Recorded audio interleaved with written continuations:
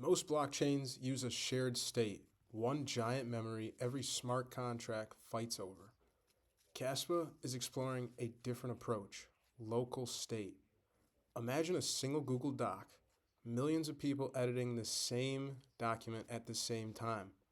That's a shared state.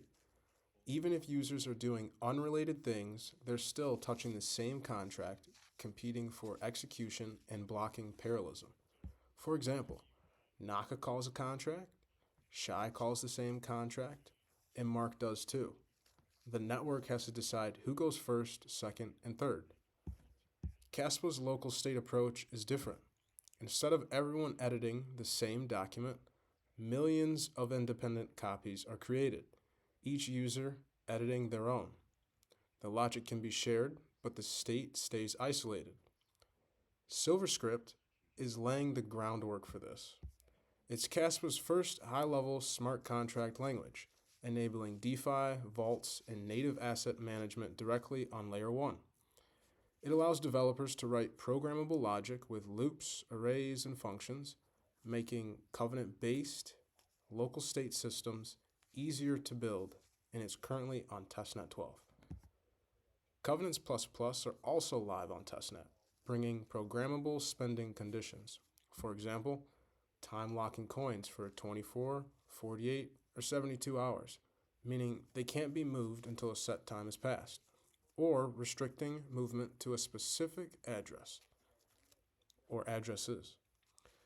Instead of updating a global contract balance, the rules live directly inside the UTXO itself.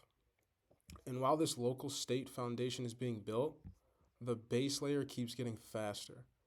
Crescendo already brought Kaspa to 10 blocks per second.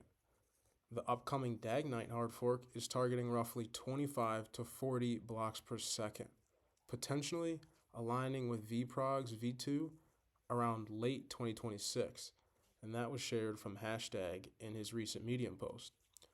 Now here's why that matters. In a traditional blockchain, if blocks are produced faster than the network can communicate, you get frequent forks and wasted work.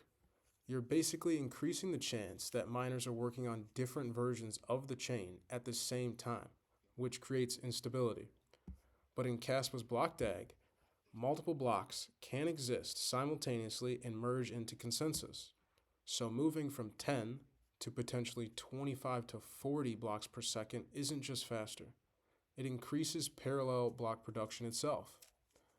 Combine isolated state, parallel execution, and high block rates, the question stops being, can blockchains scale? It becomes, what do we build at this speed?